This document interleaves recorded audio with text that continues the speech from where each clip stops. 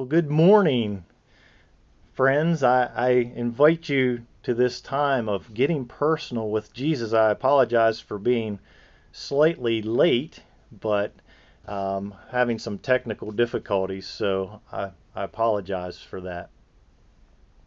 We're talking about the Farewell Discourse, which is actually a teaching of Jesus, and he's preparing his disciples for his leaving.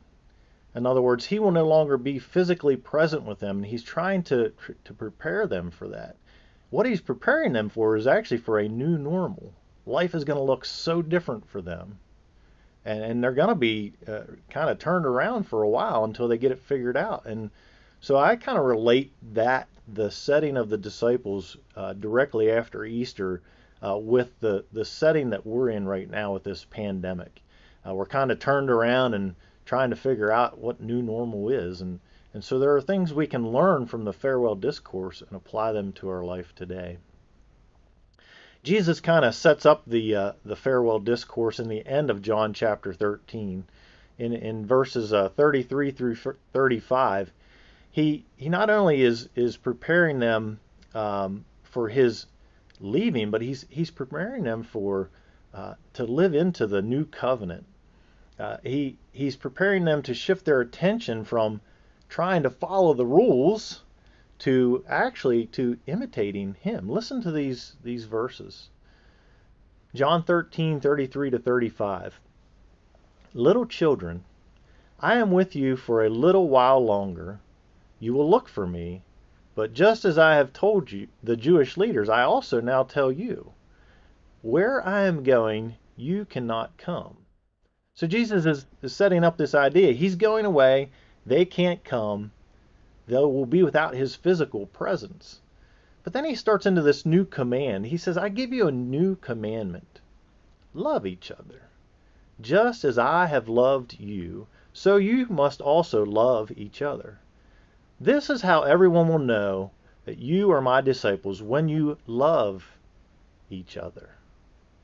Now, Jesus is not talking about adding another command to the already 600 and some commands that are in the Torah, which is the books of the law, which is what the Jewish people focused on. That was how they were right with God. That's how they maintained their relationship with God, was by following all those rules. 600 and some rules. That's a lot of rules.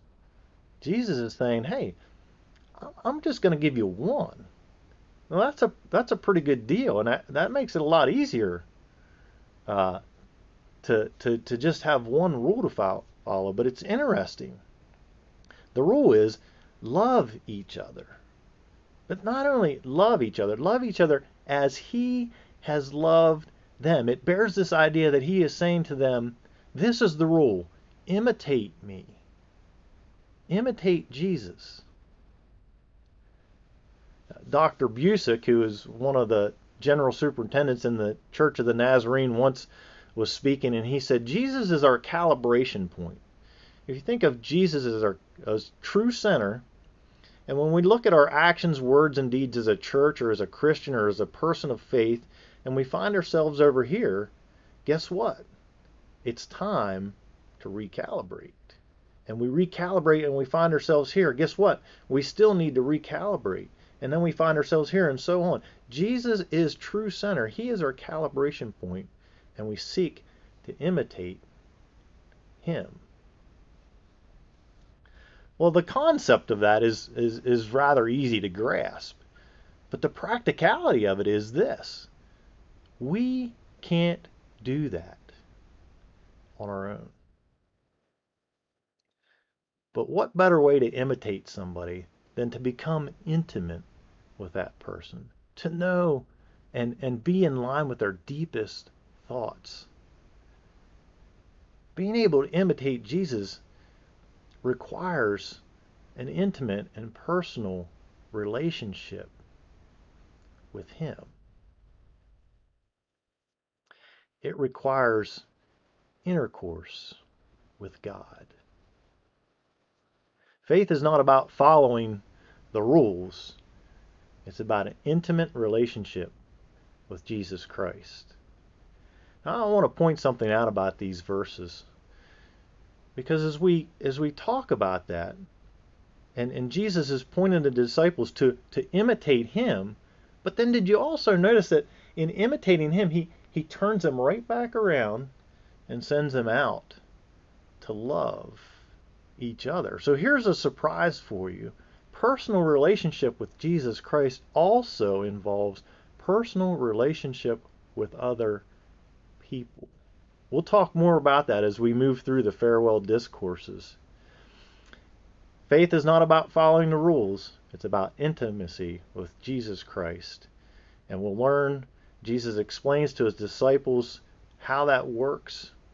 And he prays that they would grasp that and live into that. And that's his prayer for me. That's his prayer for you. And so join me next Monday as we jump deeper into the farewell discourses and get personal with Jesus. Until then, may the God of peace, who brought up from the dead our Lord Jesus Christ, that great shepherd of the sheep, and ratified an eternal covenant with his blood, may he equip you for all you need to do his will, and may he produce in you, through the power of Jesus Christ, every good thing that is pleasing to him. All glory and honor to him forever and ever. Amen. Until next Monday, may the peace of Christ be with you.